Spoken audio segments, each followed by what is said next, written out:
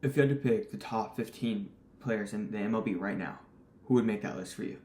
There are so many incredible players in today's game, ranging from contact hitters like Luis Ariz to power hitters like Kyle Schwarber to amazing fielders like Pete Carl Armstrong. But when ranking the best players in the world, you have to look at everything: hitting, defense, and base running. And then that's not even including the pitchers. So today we're counting down my personal top 15 MLB players for this upcoming 2026 season. So let's get into it. Alright, y'all, I'm back with another video. For those of you that have been watching, my name is Union Kings. For those that are just now tuning in, thanks for coming in.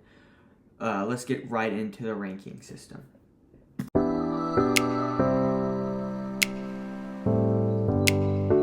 Okay, coming in at number 15, we have Julio Rodriguez.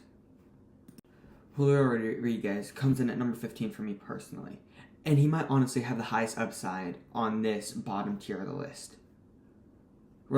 J-Rod is a true five-tool player. He's got the hitting, the fielding, the arm strength, the power, and the contact. He's got to put it all together. He's got elite power and elite speed.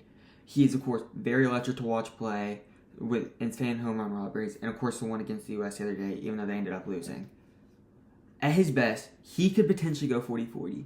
He potentially could go 40-40. I think it's more realistic to say that he could go 30-30, which even then puts him among an insane group of players that have only done it before. Few have done it before him. He consistently ranks towards the top of the league in average exit velocity and hard hit percentage, showing like that when he makes contact, he's gonna hit the ball hard and far. Contact has been a little bit of a uncertainty recently, but like I just said, he tends to go through stretches where he struggles at the plate. But when he gets hot, he completely carries that Mariners offense. If he can stay consistent for a full season, J-Rod could easily jump into the top 7 players in baseball, and dare I say, potentially top 5. My only concern with him is that he starts off very slow. Every year, it's, what is J-Rod doing? Why isn't he doing well? And as soon as All-Star breaks over, he comes back and he turns into a completely different player. If you can get a full season of that, he's an MVP candidate. If you can even get like 3/4 of a season worth of that, he's a potential All-MLB player. He has that good of upside. He just needs to put it all together. Okay, coming in at number 14, we have Francisco Lindor. He, of course, is one of the most complete shortstops in baseball now and all time. He might go down as a top 10 shortstop in MLB history. One thing he's lacking is a World Series ring, of course. Hopefully we can get him that this year. But he brings value in everywhere, whether it be offense, defense, or on the base path, or even just winning games or veteran leadership.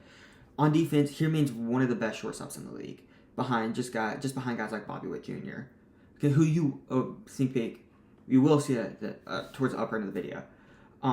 He consistently ranks near the top in outs above average and DRS, defensive run saved. His range and arm strength make him incredibly reliable in the field, and he makes those plays that no one else is going to make.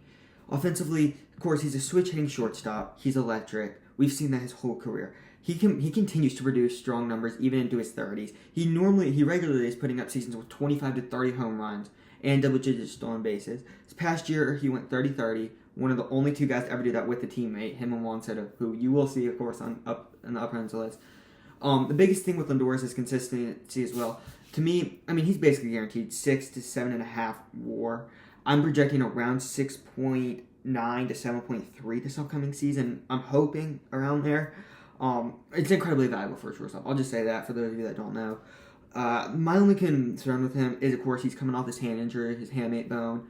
Who another guy you'll see up on this list is happening. My thing that's weird, though, is the 3 guys that have injured their hamate bone since the end of the 2025 season: Francisco Lindor, Corbin Carroll, and Jackson Holliday, all bat left-handed in some capacity. Corbin Carroll and Jackson Holliday both being left-handed hitters, all the time. Lindor being a left-handed hitter probably 60% of the time, I'd have to say. But I just think that's a little bit of a weird coincidence. Okay, just a heads up. If you see me looking away from the screen or anything for some reason, it's because I have the Venezuela-Italy game on right now. It is the bottom of the 9th, so it should get better. I'm just trying to watch that game a little bit while I'm recording. I'm trying to get this video at least recorded and mostly edited before the show comes out, which will be in an hour and a half, I guess, at this point. And they just struck out the second batter of Italy. But if you do see me, that's why I'm distracted, not for any other reason. Let's get back into the list. Coming in at number 13, we have Yoshinobu Yamamoto. Before coming to the MLB, Yamamoto was completely dominant. Like, I don't know. He was like, I guess like Paul Skeens level of dominant. Paul Skeens rookie year level dominant. I don't really know how else to compare him to. Like, at least recently. He was that dominant in Japan's Nippon Professional Baseball League, winning multiple MVPs as a pitcher, which is like unheard of nowadays. And of course, winning the Cy Young and pitching Triple Crown, which is like, it's been a while since someone's done that here. His transition to the MLB has, of course, already shown flashes. He struggled a little bit in his rookie year, but this past season, he was absolutely electric.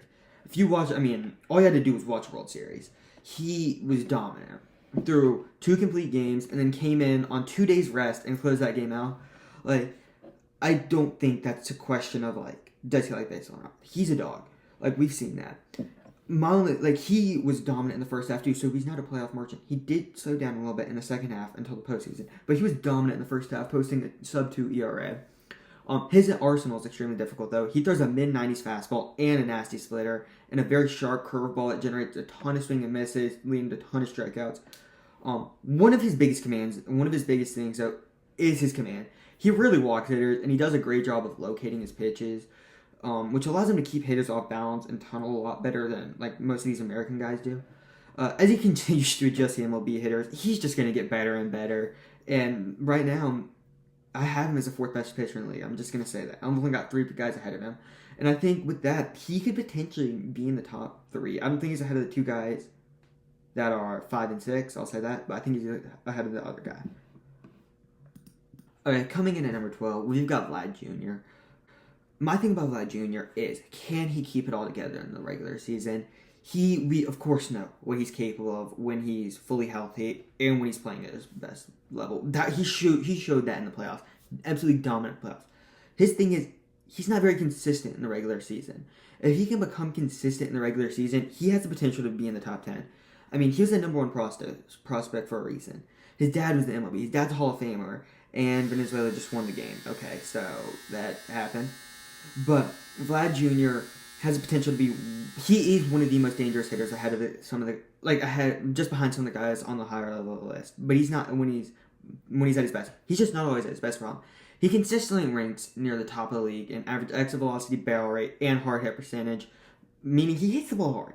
Like if he makes contact with it, it's hard off the bat. He's already shown that he can produce 30 to 40 home run seasons. I mean, he has the potential to go hit a 50-run home run season, I feel like. And when he gets hot, he can completely take games over, like I said earlier. That was shown in the playoffs. Well, he's a fairly average defender at first. His offensive production more than makes up for that. I'd say doubles it. If he can return to like his consistent MVP level production he showed early in his career, he could easily climb way higher on this list. Okay, coming in at number 11, we have my personal favorite Major League Baseball player, Corbin Carroll. He is one of the most exciting young players in baseball, thanks to his combination of just elite speed and power for his size. I mean, and he's a great defender, whether it be left field, center field, or right field. He's regularly among the fastest players in the league, and he can easily produce 40 or more stolen bases to go along with 20-plus home runs. What really makes him dangerous, though, is he has that like underlying power. No one's going to expect it out of him. He's a shorter guy, and he's an outfielder. He's a great hitter. Don't get that twisted. He can threaten pitchers both at the plate and on the base path. His thing, though, is he hits a ton of triples. He's led the league in triples for, I think, 3 years now. I don't have that on here or anything on my script. Defensively, he's extremely valuable, covering a ton of ground in outfield, thanks to him just being fast and electric. With his ability to impact the game well in so many ways, he has the potential to be one of the most well-rounded stars in baseball. So he just got cleared to play opening day. I'm pretty sure that was him. Yeah, that was him. He is, of course, coming off the same injury that Francisco Lindor and Jackson Holliday suffered, being that hamate bone injury again. Of course, my conspiracy there. My thing is how is he going to bounce back? I was really looking forward to seeing him in the World Baseball Classic. Unfortunately, got replaced by Roman Anthony, but, it is what it is. But, yeah, Corbin Carroll comes in at number 11. Okay, cracking into the top 10, we've got Garrett Crochet at number 10. He has developed in one of the most electric players in baseball thanks to his incredible strikeout ability. His fastball sits in the upper 90s, and it generates a ton of swing and misses because of his funky arm angle. I think everybody knew coming into last season that he would be better after getting traded to the Red Sox. I don't think anybody thought he would be the third best pitcher in the world and could arguably be the best left-handed pitcher in the world this upcoming season. I don't think he will be. There's, of course, the other guy that I will mention later. But I think he has the potential to steal the Cy Young from him if the other guy either gets traded out of the AL or Crochet just goes off and the other guy doesn't do as well as Crochet does. Last season, he finished near the top of the league in strikeout percentage, striking out more than 30% of opposing hitters, which is insane. His slider and changeup have also developed into strong secondary pitches. Slider coming, since he throws at like this arm angle, his slider is going to generate a ton of more horizontal movement than a normal slider would, and it's devastating to watch against those lefties. I would hate to face it, seeing as I'm a lefty myself. But that's against the point. Having those two pitches, I mean, he doesn't even have a true 5-pitch, 6-pitch arsenal that some of these other guys do. But those 3 pitches are really all he needs to be a true ace that he is. And of course, with them getting Sonny Gray, I mean, that's going to be a great 1-2 punch. If he can stay healthy and continue improving, he has the potential to, like I said earlier, become a true, I mean, he already is AS level arm, become a true Cy Young candidate. Okay, coming in at number 9, we have Cal Raleigh. Of course, we've all seen what Kyle Raleigh's been doing. He's like he's been an asshole in the World Baseball Classic. Randy Rosarena. And then Josh Miller, I think, was messing with him. I really don't know. I really don't know if any of this is real. I don't know if Randy Rosarena is, like, over-exaggerating it and actually really doesn't care. I really can't tell. I mean, whether or not they'll have an impact on Cal Raleigh and the Mariners. I mean, it'll always have an impact on the Mariners. But whether or not it'll have an impact on Cal Raleigh is a different story. At number 9. He's at number 9. Some might say that is way too high. Some might say that is way too low. I think those that say that's way too low, they're only watched baseball this past season. 60 home runs for a catcher. I mean, he broke the record by, previous record was 48 by Johnny Bench. Like, he shattered the record. If you were to just look at that, you'd say, how is he not in the top? How is he not the best player in the league? He's like an average league hitter, like at batting average wise. He hits 250.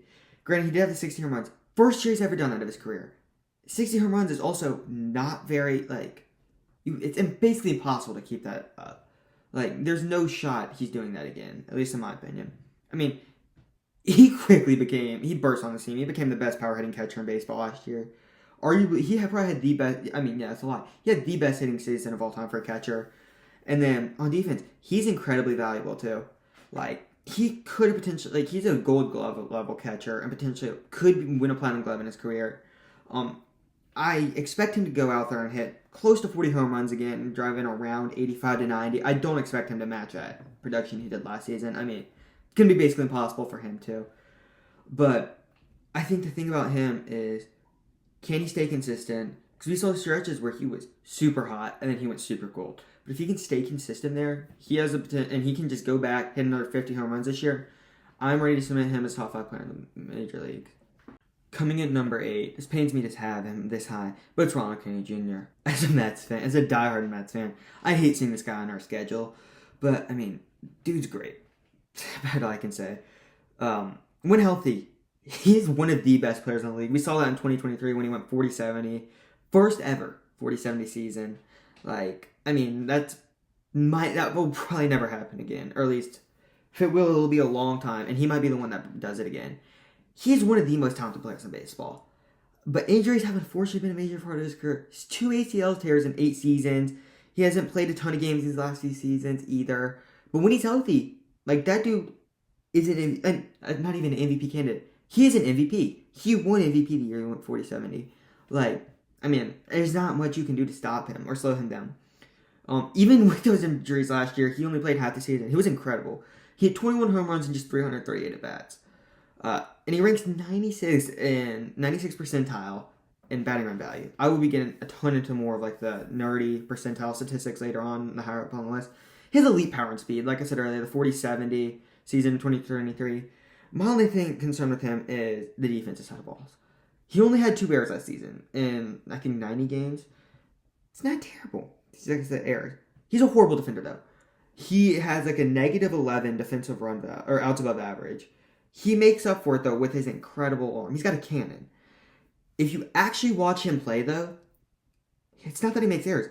He takes the worst routes I have ever seen the balls. Like, The ball's here. He's here. He instead of going around it to get around it, he will run straight line past the ball and then go back to it. I mean, you see the highlight plays. We saw that play last year against the Yankees. Can't remember who the runner was. Just gunned the dude from right field off, no crow hop or anything. We've seen the arm. It's got all the physical tools in the world. He can just stay healthy and be a better defender. He has potential to be a top 3 player in the majors. Coming in at number 7, we have Jose Ramirez. He's one of the most underrated stars in the game and of this generation, let alone. He will probably be a Hall of Famer due to, if you look at his stats, it might not be Hall of Fame worthy, but the lack of third basemen that are going to get in this class, it's like him and then nobody else from this generation, at least right now, because you got Nolan Arenado before and Manny Machado, but they'll be before him. I'd assume. I guess he's only, 5 years younger than, so who knows. But I assume he will be a Hall of Famer. He's super underrated. Despite only being 5'8", he's one of the most consistent players in baseball for nearly a decade. He's been one of the most consistent players in baseball. He's hit 24 or more home runs every single season since 2017. Excluding the short 2020 season, COVID, he was off to an impressive start too. I'm pretty sure he had 17 home runs. That's electric. That's insane. He's one of the best stars in baseball. Unfortunately, he will be, always known as the guy that was stuck behind Ohtani and Judge and Bobby Witt Jr. for MVP. Because, those guys, the average player's here, he's here, those guys are, right here. There's nothing he can do about that. He's on the wrong side of his prime. He's only going to get worse from here. And at his undersized, him being undersized, it's going to be harder for him to keep up. He's not going to have, the Aaron Judge body to where he can just muscle balls out of there. He's going to have to, do something about it. Not PEDs, I'm not insinuating that. One of the most impressive things to me, being a left-handed contact hitter as well, is he's never struck out more than 100 times in a season in his entire career. He's 33. He's been playing since he's 20. Never struck out more than 100 times in a single season. And for him to be considered a power hitter, that is super impressive. He also plays excellent defense at third.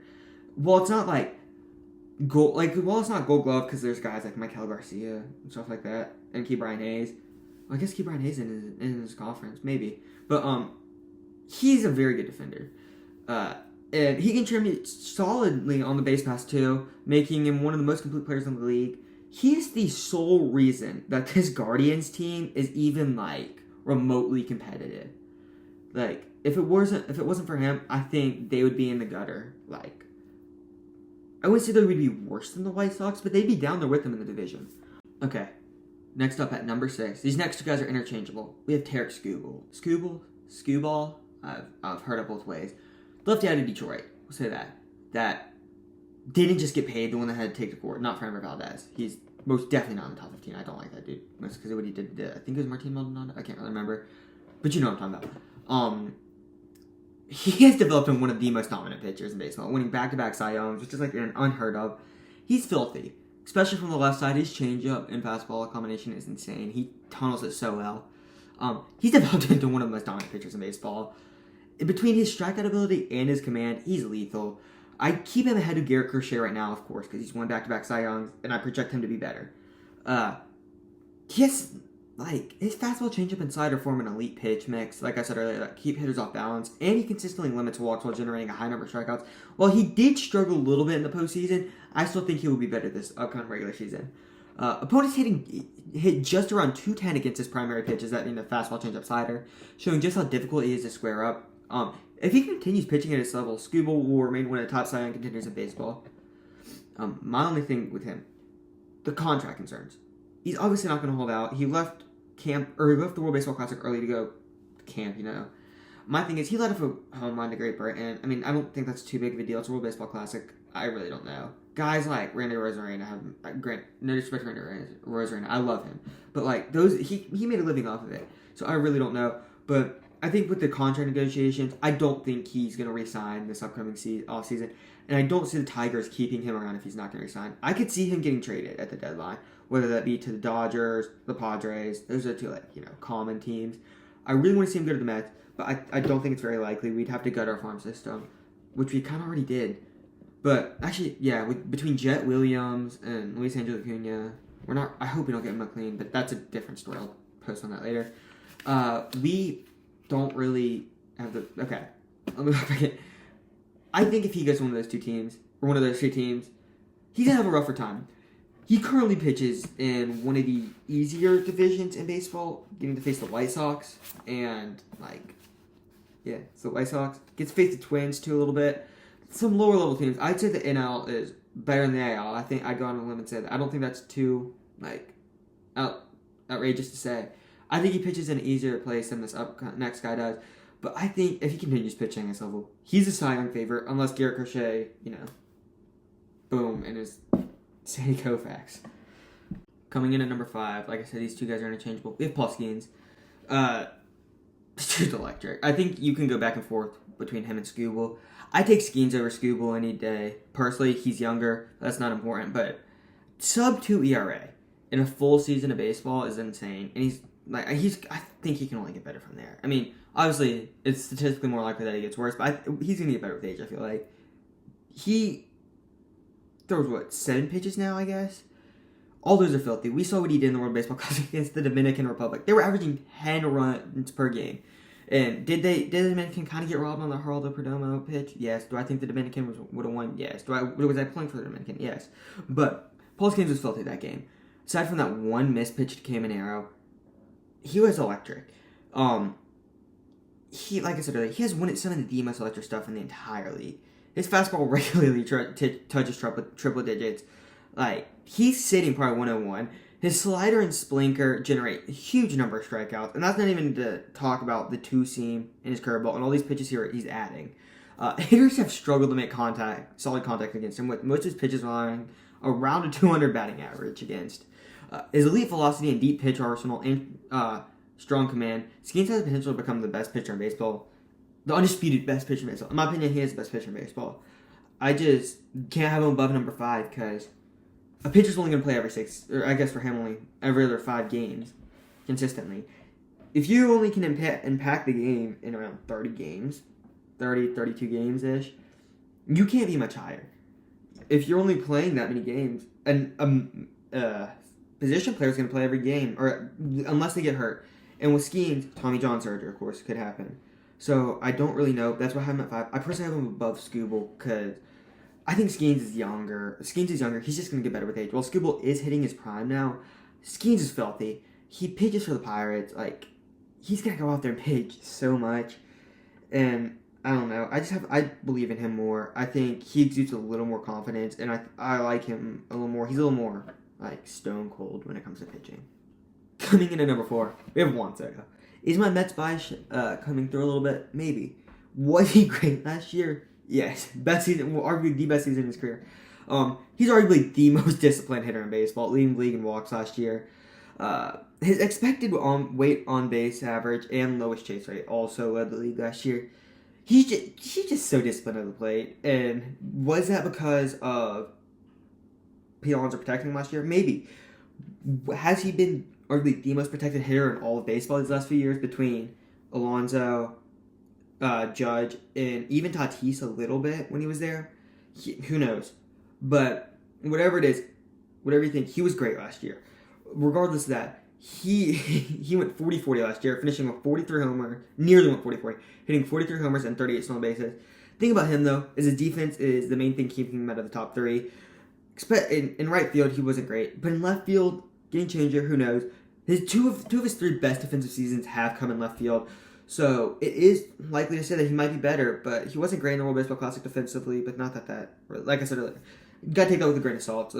Not a ton of games. And he did struggle to play a little bit, but I think coming back into the Mets training camp, he will be better. I think his walks might go down a little bit with Bo Bichette backing him up now, but I do think that if it all works out, he might end up DHing.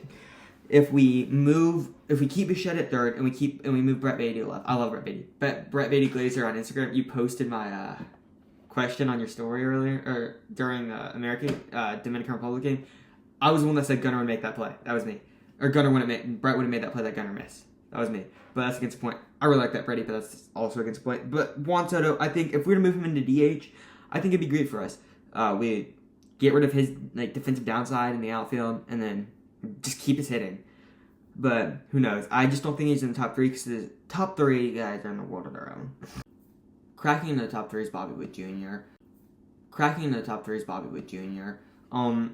These guys are going to be a little, like, their explanations are going to be a little bit longer. They're the top 3. But Bobby Witt Jr., he's a definition of a 5-tool player. Like, he's got the speed, of course. Blazing fast.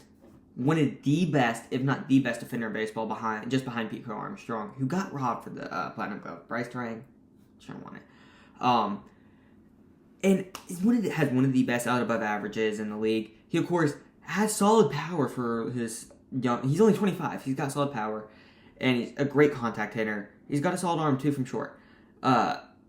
He's only 25, like I already said. He's batting .295 with 23 homers and 88 RBIs last season. Great numbers for a 25-year-old. He was third in the majors for average sprint speed last year, and was first in 2024.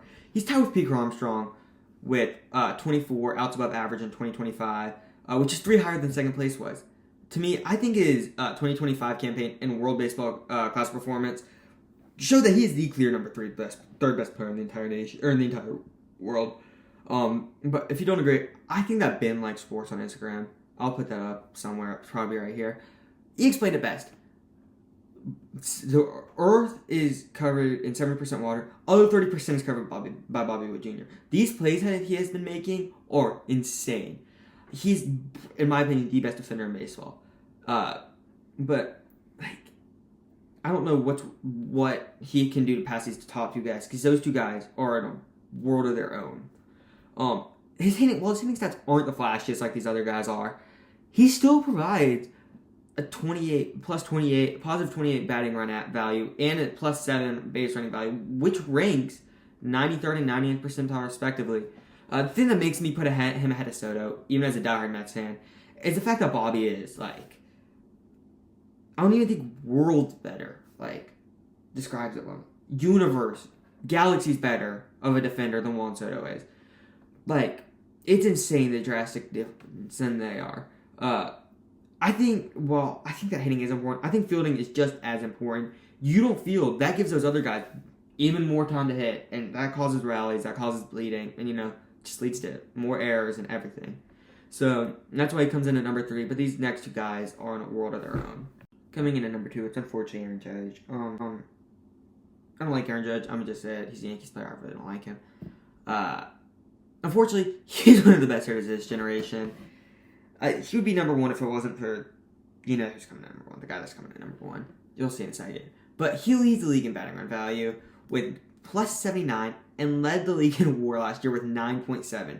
Second guy was Christopher Sanchez with 8. That's insane. He'll be 33 at the beginning of the season, which, like I said with Jose Ramirez, is a downside of your prime. Like, if the peak of the hill is here, this is going up the hill, this is going down. He's, right here. He's just barely going down. I don't think his production is going to slip much, although it can't go up very more. I mean, that's what we were saying the last few years, though. He is an incredible hitter. I think his production will be just as good, if not better. I think he might get better with time. Especially playing that Yankees ballpark with a short corner. Anything's possible. While he's commonly known as a power hitter, these past couple years, he has turned himself into a little bit of a contact hitter.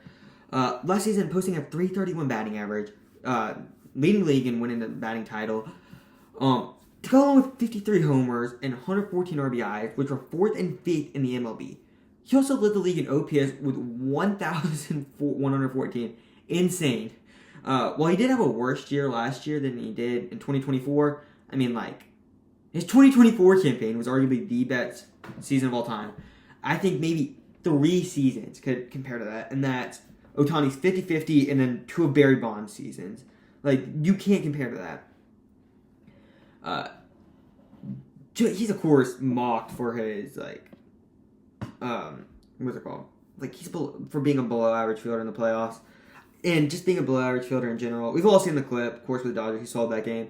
But he's truly not a horrible defender.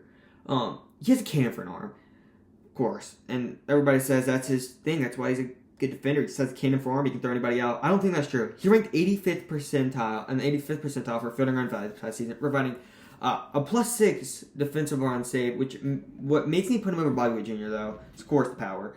But it's not only the fact that he's the best hitter alive, but also the fact that he demolishes any form of fastball, whether it be a four-seam, a sinker, or a cutter.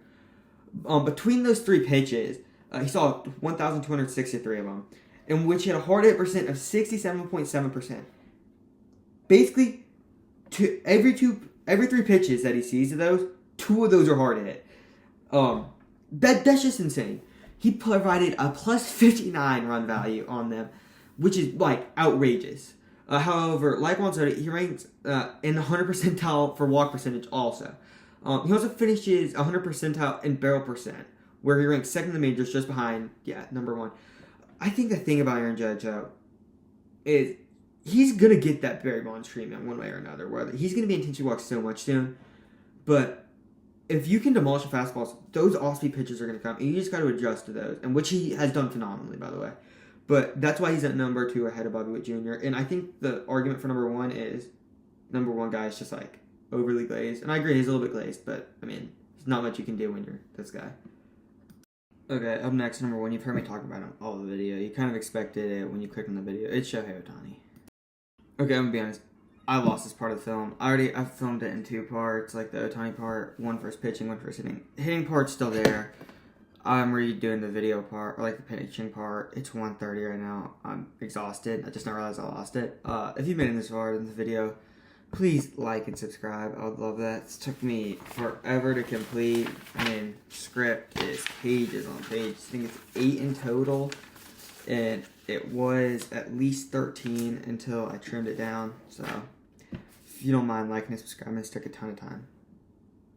Shohei Ohtani is arguably the best MLB player of all time. He can do it from both sides, whether it being a career 3.0 ERA or going 50-50. I think he's the best player of all time, better than Hank Aaron, who in my opinion is my GOAT. Don't try to compare him to Babe Ruth. That's disrespectful to Babe Ruth. Babe Ruth was like horrible, I feel like. I feel like if you put him in now, he's facing like slower than what I'm facing consistently. I'm facing like consistently like 87, and he's facing like 82. So I feel like, I don't know, he's just bigger than me, playing in the 20s. But who knows?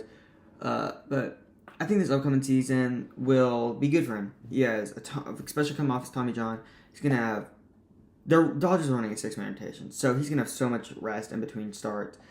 This could cause his ERA to fluctuate, though. With only 6 games, that's around 22, 23-ish starts, give or take. Who knows? Around there. So one bad game, and that's an outlier. It doesn't matter. His ERA is going to skyrocket. He's going to be down in innings, so is Yamamoto. But that's just kind of what happens when you're on such a good team. Like I said, along with that, he comes off the Tommy John surgery, so who knows? He was solid last year. Threw 36 innings in his last 7 outings, I'm pretty sure, so I think that's what it means, yeah. He gave it 10 runs, 7 of those coming in his final 2 starts, or I guess appearances. Both those in the World Series against the Blue Jays, where he did not pitch well. But what sticks out to me is that Game 3 against the Brewers in the playoffs. 6 innings, 10 strikeouts. If you don't remember that game, that's the game he either went 3 for 3 with 2 homers and a double. I'm pretty sure he went 4 for 4 with 3 homers and a double. That is the most legendary game I've ever seen. Is it bad that I don't remember the stats? Yes. In my defense, I was at a friend's house and turned it on for his 2nd home run. Might have been his 3rd. I really don't remember. But I don't know. But if he can keep that up, or at the bare minimum be a league average or better pitcher, along with the hitting skills that he's displayed this last year and the year before that while he wasn't pitching, he will be by far the best player in baseball. And if the Dodgers win another one, arguably the best player. Like, I think he will be arguably the best player of all time. We've talked about the pitching aspect of Ohtani. The thing that separates him is, of course, his two-way ability. At the plate, he's also electric. He's even better as a hitter, posting a 1,000 OPS, or better OPS, in each of his last 3 seasons to go along with 153 homers and 227 ribbies during that time. That alone shows he is an elite hitter, but being in the 100th percentile in batting run value and 93rd percentile in base running value shows even more that he is a force to be reckoned with at the plate, and on the bases as well, of course, going 50-50. First time in history. Last year he finished 3rd in the majors in WAR, just behind Aaron Judge and Christopher Sanchez. Somehow, like, I knew he was good. I know he was like gonna be that good, but he posted a 6.6 WAR at the plate and a 1.1 WAR on the mound. I believe that would have been way higher if he was stealing bases. My thing is, I believe he was not stealing bases due to the fact that he knew he was coming back from his Tommy John and he didn't want to re-aggravate it and put him out even longer. I think if he had stolen bases like he did in 2024, he could have posted that 9.2 WAR again. Like I said, yeah. On the mound, like I said, he already posted a 1.1 WAR and only 14 total appearances. Of course, some of those were like 1 or 2 inning appearances at the very beginning, like because he was just rehabbing. And with the upcoming season being 6 months removed from his first outing, and being basically completely healthy now, he will be around, like I said, 20-ish starts and will be going longer than he was last year. I project that he will get around 2 to 2.9-ish WAR on the mound and 6.4 to 7.5 WAR at the plate, going for around 8 to 9 WAR, give or take. Thing that separates him and Judge from is, of course, the ability to play both ways, but also the base running value. Judge is -4 base running value, whereas Ohtani is a +4 base running value, which is a big difference to me because part of the game is to, of course, produce runs, and Ohtani does that way better. While his batting run value is way lower, his pitching more than makes up for that. I think that he's the best player in baseball, and that is my take. What do y'all think? Drop your comments down below. Thank y'all for watching this video. If you have made it this far, like and subscribe. Thank y'all.